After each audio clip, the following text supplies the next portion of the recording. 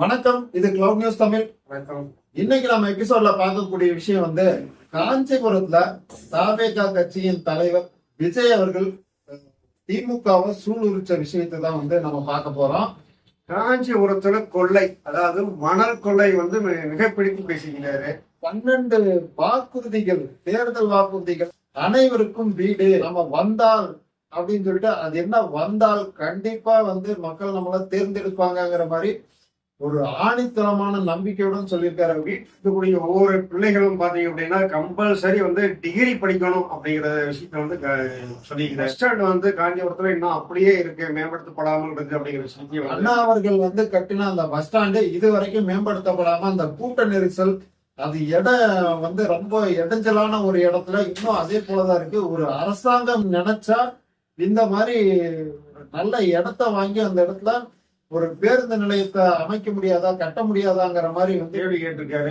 அதே மாதிரி தற்குறிங்கிற ஒரு விஷயம் பயங்கரமான ஒரு வைரலா இன்னைக்கு போயிட்டு இருக்கு அப்படிங்கிறத சொல்லலாம். கொள்கை யாருக்கு இல்ல, எங்களுக்கா கொள்கை இல்ல, கொள்கைகளையே நாங்க தலைவர்களை முன்னிலைப்படுத்தியே நாங்க கொள்கைகளை முன் வச்சிருக்கோம். அதே மாதிரி நாங்க தற்குறி கிடையாது அப்படிங்கிற மாதிரியான விஷயத்துங்கள் எல்லாமே ரொம்ப ஆணித்தனமா அடிச்சு சொல்லியிருக்காரு.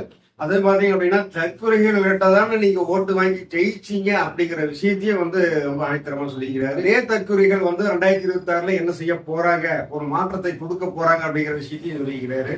கண்டிப்பா நம்ம என்ன வெற்றி பெறுவோமா அப்படிங்கிற அந்த கேள்வி எதுக்கு, கண்டிப்பா நம்ம தான் வெற்றி பெறுவோங்கிற மாதிரியான விஷயத்த ஆணித்தரமா சொல்றதுக்கு ஏதோ ஒரு காரணம் இருக்கும் அப்படிங்கிற மாதிரி தான் பார்க்க முடியுது. ஏன்னா அந்த அளவுக்கு மக்களுடைய ஆதரவு அவருக்கு இருக்கு அப்படிங்கிற விஷயம் மெயினா பெண்களோட வாழ்க்கை அவருக்கு அதிகமா இருக்கும். பெண்களுடைய பாதுகாப்புக்கு எங்களுடைய அரசாங்கம் வந்த உடனே பெண்களுடைய பாதுகாப்பு கண்டிப்பாக அதுக்கு முக்கியத்துவம் கொடுத்து செய்யப்படும். சட்ட ஒழுங்கு சரி செய்யப்படும் அப்படிங்கிற விஷயத்தை அவர் ஆணித்தரமா சொல்லியிருக்காரு. இங்க முதல் டிவிக்கே களப்பணி அப்படின்னு ஆற்றுனது அப்படின்னா, அதாவது கட்சி ஆரம்பிச்சதுக்கு அப்புறம் களப்பணி ஆற்றுனது எங்க அப்படின்னா காஞ்சிபுரம் மாவட்டத்துல இந்த பரந்தூர் விமான நிலையத்துக்கு எதிர்ப்பாக முதல் களமிறங்கினது அப்படிங்கிற விஷயத்தை அவர் பதிவு பண்ணிக்கிறாரு. அதுல பாத்தீங்க அப்படின்னா இந்த 2000 பேர் அமரக்கூடிய வகையில இந்த கட்டமைக்கப்பட்ட ஒரு ஸ்டேடியம், இந்த டிவிகே அப்படிங்கிற டி-ஷர்ட்டை கொடுத்து பாதுகாப்பு படையை மிக பிரம்மாண்டமா உருவாக்கி இதுவரைக்கும் எந்த ஒரு கட்சியிலுமே கிடையாது இந்த மாதிரியான ஒரு பாதுகாப்பான விஷயம். டோக்கன் சிஸ்டம் என்ட்ரன்ஸ்ல கியூஆர் கோட் ஸ்கேன் பண்ணி தான் உள்ள போகக்கூடிய விதமாக அந்த அளவுக்கு ஒரு செக்யூர் பண்ணியிருக்காங்க அப்படிங்கிற விஷயத்தையும் நம்ம பார்க்க முடியுது. மிகப்பெரிய ஒரு பாதுகாப்போட, ஏன்னா மீண்டும் கரூர் சம்பவம் போல நடந்து கூடாது அப்படிங்கிறதுனால மிகப்பெரிய தெளிவா யோசிச்சு ஒரு பிளான் பண்ணி செஞ்சிருக்காரு அப்படிங்கறது அவர் பாராட்டக்கூடிய விஷயமா தான் இருக்கு. அதே மாதிரி குழந்தைங்களை கூட்டிட்டு வரக்கூடாது அப்படிங்கிற மாதிரி சொல்லியிருந்தாங்க. அதையும் மீறி ஒரு பெண்மணிய குழந்தையை தூக்கிட்டு வந்தப்ப அவங்கள பாதுகாப்பு கருதி நீங்க குழந்தையை விட்டுட்டு வாங்க, இது மீண்டும் ஒரு அசம்பாவிதம் எங்கேயுமே நடந்துடக்கூடாது அப்படிங்கிற ஒரு எண்ணமும், அது போக மக்களுடைய பாதுகாப்பு அங்க மெயினா உறுதி பண்ணுங்கிற விஷயத்துல அவங்க அந்த பெண்மணி பாதுகாப்பா அவங்க கார்லயே அனுப்பிச்சுட்டு இருக்காங்க அப்படிங்கிற விஷயத்தையும் நம்ம பார்த்தோம். ஏன்னா மனசாட்சி உள்ள ஒரு அரசியல்வாதியா இவர் வர்றாரு அப்படிங்கறத நம்ம பார்க்கக்கூடிய ஒரு கட்டாயம். மக்களுடைய ஆதரவு ரொம்ப பெரிதளவு பெருகிட்டே இருக்கு அப்படிங்கறதையும் நம்ம பார்க்க முடியுது. அதாவது இவங்கெல்லாம் பாத்தீங்கன்னா தேர்தல் அறிக்கையை அறிவிச்சுட்டு மக்களை தேடி போவாங்க. ஆனா இவர் ஆல்ரெடி அவங்க ஒவ்வொரு மக்களுடைய வீட்டிலையும் இருந்துதான் வெளியே வர்றாரு அப்படிங்கிற விஷயத்தை பதிவுன்றதுனால மிகப்பெரிய ஒரு மாற்றத்தை 2026 கொடுக்கும் அப்படிங்கிறத மாற்று கருத்தும் இல்லை. அதே மாதிரி ஒவ்வொரு வீட்டில் இருக்கக்கூடிய பிள்ளைகள், ஆண் பிள்ளையாகட்டும் பெண் பிள்ளையாகட்டும், டிகிரி கட்டாயமாக அவர்களுக்கு வேண்டும் அப்படிங்கிற ஒரு விஷயத்தையும் பதிவு பண்ணிக்கிறாரு. அதுக்கு ஒவ்வொரு கூலி தொழிலாளி பாத்தீங்கன்னா இன்னைக்கு 500 ரூபாய் சம்பாதிக்கிறாங்க அப்படின்னா அந்த 500 ரூபாய் இன்றைக்கு போதுமானதாக இருக்குமா அப்படின்னா கம்பல்சரி இருக்காது. அவங்களுடைய வருமானத்தை பெருக்க வேண்டும். அதே மாதிரி தொழில் வளங்களை அதிகப்படுத்தி ஒவ்வொரு இளைஞர்களுக்கும் தொழில் வாய்ப்பை கொடுக்கணும் அப்படிங்கிற விஷயத்தையும் கான்பிடண்டா சொல்லிக்கிறாரு. அதே மாதிரி பவள விழா பாப்பா அப்படின்னு சொல்லிட்டு வாயில அப்படி கைய வச்சுட்டு தமிழக மக்கள் பார்த்து சிரிச்சுக்கிட்டு இருக்காங்க அப்படிங்கிற மாதிரி சிம்பாலிக்கா சொல்லியிருக்காரு அப்படிங்கிறதையும் பார்க்க முடியுது. இது டைரக்டாவே திமுக ஒரு போட்டு தாக்கியிருக்காரு. அதே போல இப்பவே கதற ஆரம்பிச்சிட்டீங்களே, இன்னும் நாங்க பேசவே ஆரம்பிக்கல, இனிமேதான் மெயின் பிக்சரே இருக்குது, இது இன்னும் ட்ரைலரே ஆரம்பிக்கலாங்கிற மாதிரி போட்டு குழந்தை இருந்தாரு அப்படிங்கறதையும் நம்ம பார்க்க முடிஞ்சுச்சு.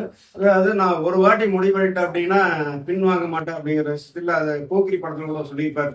ஒரு வாட்டி முடிவெட்டுனா என் பேச்சு நானே கேட்க மாட்டேன்னு சொல்லிப்பாரு. அதே மாதிரி இந்த மக்கள் சந்திப்பு நிகழ்ச்சியில் ஒன்று சொல்லிக்கிறார், நான் ஒரு வாட்டி முடிவு இறங்கிட்டேன் அப்படின்னா அதுல இருந்து பின்வாங்க மாட்டேன், கான்பிடண்டா இருங்க, கண்டிப்பா 2026 ஒரு மிகப்பெரிய மாற்றத்தை கொடுப்போம் அப்படிங்கிற விஷயத்தை அவர் சொல்லிக்கிறாரு. இது ஆக்சுவலா வந்து நம்ம என்ன அப்படின்னா இதுல ஒரு விஷயம் கவனிக்கப்பட வேண்டிய விஷயம், இவர் வந்து சினிமா டைலாக் பேசுறாரு அப்படிங்கறதெல்லாம் நம்ம எடுத்துக்கவே முடியாது.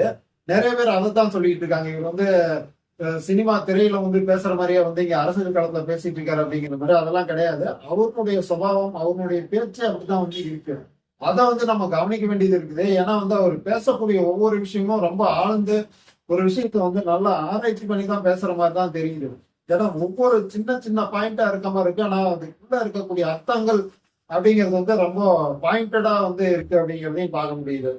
அதே மாதிரி மக்களுக்கு வந்து அனைவருக்கும் வந்து கம்பல்சரி வந்து ஒரு வீடு, ஒரு இருசக்கர வாகனம், கல்வி, இது அனைத்திற்குமே வந்து அவங்க ஆட்சி கைப்பற்ற பிடிச்சாங்க அப்படின்னா கண்டிப்பா வந்து அது எல்லாமே கிடைக்குங்கிறது வந்து இப்பவே ஒரு வாக்குறுதியாக அவர் தெரிவிச்சிருக்கிறத நம்ம பார்க்க முடியுது. இந்த இப்ப வந்து பாத்தீங்கன்னா அரசு மருத்துவமனைக்கு போகக்கூடிய மக்கள் வந்து ஒரு பயத்தோட போகக்கூடிய ஒரு சூழ்நிலை தான் இருக்குது. அந்த பயம் இல்லாமல் அந்த அரசு மருத்துவமனைக்கு சென்று ஒரு மருத்துவம் பெற்று நல்ல ஒரு குவாலிட்டியான மருத்துவம் தரணும் அப்படிங்கறத வந்து அந்த கான்பிடண்டா இருக்காரு. நல்ல மருத்துவத்தையும் வந்து நம்ம கொடுக்கணும் அப்படிங்கறது வந்து அடித்தளமா இருக்காரு. சட்ட ஒழுங்கு, பெண்கள் பாதுகாப்பு, அனைவருக்கும் வீடு, அனைவருக்கும் ஒவ்வொரு வீட்டுக்கும் வாகனம், இது போல வந்து நிறைய 12 விஷயங்களை வந்து அவர் எடுத்து சொல்லியிருக்காரு. இது வந்து ஆரம்பம் மட்டுமே. இன்னும் வந்து அவங்க தேர்தல் வாக்குறுதியை வந்து இன்னும் உறுதி பண்ணும் போது அதனுடைய பிளாஸ்ட் எந்த அளவுக்கு இருக்கும் அப்படிங்கறதும் நம்ம பார்க்கலாம். வெயிட் பண்ணி பார்ப்போம்.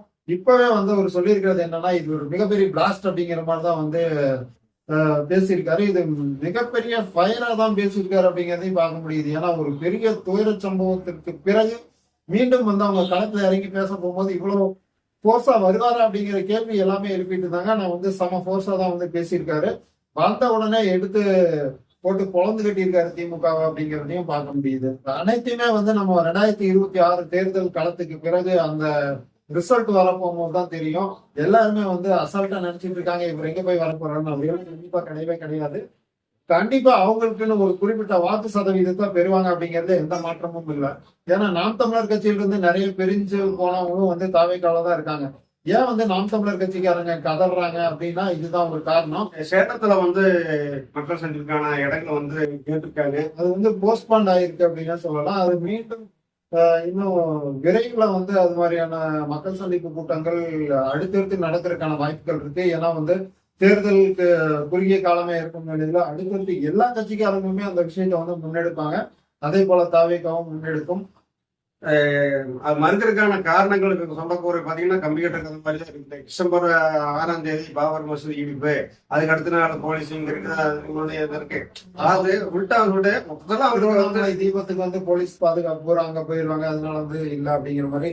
ஏன்னா தமிழ்நாட்டுல இருக்க அத்தனை போலீஸுமா அங்க போயிருக்கோங்கிற மாதிரியான பொதுமக்களுடைய கேள்வி எல்லாமே நிறைய பிறந்துகிட்டு தான் இருக்கு. ஒரு மாநாட்டுக்கு வந்து ஒரு பாதுகாப்பு கொடுக்க முடியாத அளவுக்கு இருக்கு அப்படிங்கிற மாதிரியான கேள்விகளும் நிறைய பேர் கேட்டுட்டு தான் இருக்காங்க. ஆனா இது எல்லாமே மக்கள் வந்து ரொம்ப ஆராய்ச்சி இப்ப இருக்கக்கூடிய ஜெனரேஷனுடைய மக்கள் வந்து இளம் வாக்காளர்களும் சரி ரொம்ப தெளிவா இருக்கிறாங்க. 2026 தேர்தலில் மிகப்பெரிய ஒரு மாற்றத்தை டிவிகே மூலமா அமையும் அப்படிங்கறதுல எந்த மாற்று கருத்துமே இல்லை. என்ன காரணம் அப்படின்னா இது வந்து மற்ற கட்சிங்க மேல இருக்கக்கூடிய அந்த வெறுப்புணர்ச்சி அப்படின்னு தான் நம்ம சொல்லணும். ஏன்னா ஓட்டு போட்டு எந்த ஒரு இதுவுமே அவங்க கிடைக்காம ஒரே ஏமாற்றம் மட்டுமே மிஞ்சுது அப்படிங்கிற அந்த ஒரு வெளிப்பாடுதான் வந்து இப்போ அத்தனை ஆதரவுமே டிவி கேட்க போறதுக்கான மிகப்பெரிய காரணம். இப்ப கிட்டத்தட்ட கள நிலவரத்துல வந்து நம்ம சராசரியா போய் ஏதோ ஒரு தெருக்கல்ல போய் கேட்டோம்னா கூட அவங்க சொல்லக்கூடிய விஷயம் வந்து கண்டிப்பா இந்த தடவை விஜய்க்கு தான் ஓட்டு போடும் அப்படிங்கிறாங்க. அந்த இடத்துல வேட்பாளர்கள் யார் நிக்கிறாங்க அப்படிங்கிற விஷயம் எல்லாம் கிடையவே கிடையாது. அதெல்லாம் அவங்க பாக்குறதுக்கான இதுவும் கிடையாது. விஜய் அப்படிங்கிற ஒற்றை முகத்துக்கு மட்டுமே வந்து அந்த வாக்குகள் அனைத்துமே கிடைக்கும் அப்படிங்கிறதையும் நம்ம பார்க்க முடியும் நினைக்கிறேன். பார்ப்போம்.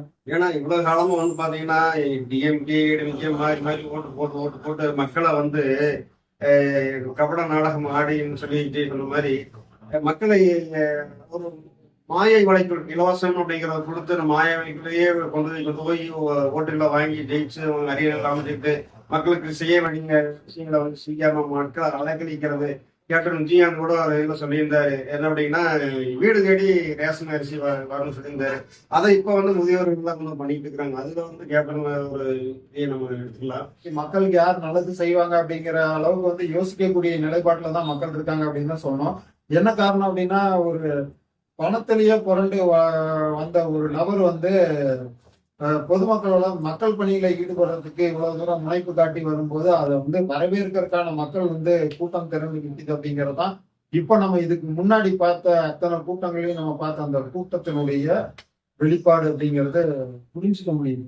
ஏன்னா 150 கோடி 200 கோடி சம்பளம் கூடிய ஒரு ஸ்டாரு அதை எல்லாம் துச்சமான மதிச்சுட்டு எனக்கு வேண்டாம் அப்படின்ட்டு மக்களுக்கு ஏதோ ஒன்று செய்யணும் அப்படிங்கிற ஒரு இதுல வந்து வந்திருக்காரு. ஏதோ அப்படிங்கிறது ஒரு சர்வீஸ் பண்ணும் அப்படிங்கிற அந்த மோட்டிவேஷன் மட்டும்தான் அந்த இடத்துல வெளிப்படையா தெரியுது அப்படிங்கிறது எல்லாத்தாலுமே புரிஞ்சுக்க முடியுது. ஸோ நம்மளும் அப்படிதான் வந்து புரிஞ்சுக்க வேண்டியது இருக்குது இந்த இடத்துல. வீடு வந்து இன்னொரு சுவாரஸ்யமான வீடியோட உங்களை சந்திக்கிறோம். நன்றி, வணக்கம். நன்றி, வணக்கம்.